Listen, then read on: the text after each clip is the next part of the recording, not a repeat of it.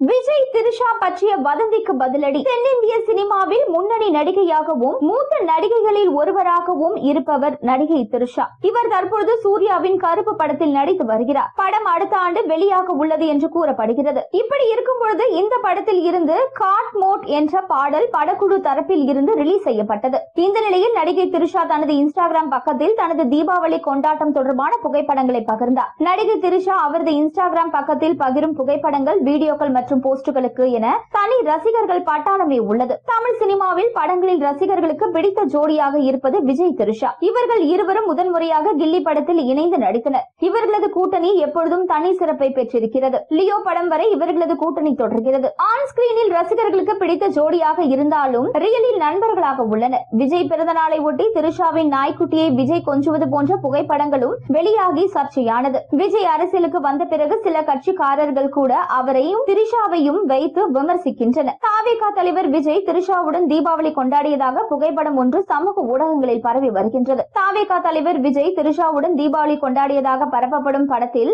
Google Gemini AI-யின் logo இடம்பெற்றிருப்பதை காண முடிந்தது. இதனையடுத்து நடிகை திரிஷாவின் சமூக ஊடக பக்கங்களில் ஆராய்கையில் வைரலாகும் படத்தில் காணப்படும் அதே நிற உடையில் கையில் நாயை பிடித்தவாறு புகைப்படம் ஒன்றை திரிஷா அவரின் இன்ஸ்டாகிராம் பக்கத்தில் பதிவிட்டிருப்பதை காண முடிந்தது. இப்படத்தை வைரலாகும் படத்துடன் ஒப்பிட்டு பார்க்கையில் இப்படத்தை கூகுள் ஜெமினி AI மூலம் எடிட் செய்தே வைரலாகும் படம் உருவாக்கப்பட்டுள்ளது என அறிய முடிந்தது. தாவேகா தலைவர் விஜய் திரிஷாவுடன் தீபாவளி கொண்டாடியதாக பரப்பப்படும் படம் செயற்கை நுண்ணறிவு மூலம் எடிட் செய்யப்பட்டதாகும். இந்த உண்மையானது கிடைத்த ஆதாரங்களின் வாயிலாகவே தெளிவாகியுள்ளது. ஆகவே வாசகர்கள் யாரும் தகவலை நம்ப வேண்டாம். மேலும் விஜய்க்கு எதிராக பல வதந்திகள் தொடர்ந்து பரப்பப்பட்டு வருகின்றன. இதனால் விஜய் மனைவி சங்கீதா மிகவும் கோபத்தில் பேசியிருக்கிறார். வதந்திகளுக்கு எப்பொழுதுமே விஜய் பதில் கொடுப்பது இல்லை. ஏற்கனவே மனைவியை பிரிந்து விட்டார் என பரவின. தன்னுடைய வேலையில் மட்டுமே முழு கவனம் செலுத்தி வருகிறார் தாவேகா தலைவர் விஜய்.